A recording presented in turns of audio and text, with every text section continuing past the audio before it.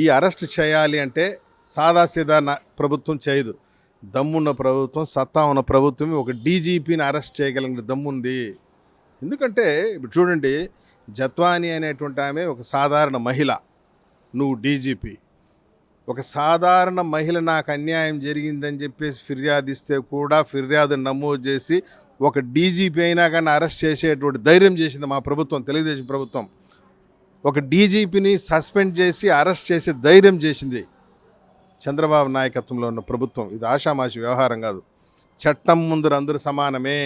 DGP అయినా home guard అయినా తప్పే.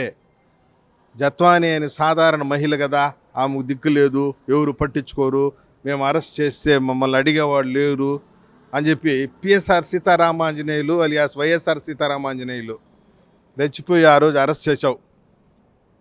నీ డైరెక్షన్తోనే జత్వానిని అరెస్ట్ చేయడం జరిగింది. కాంతిరాణ టాటా కానీ విశాల్ గున్నీ గారు కానీ పోయి.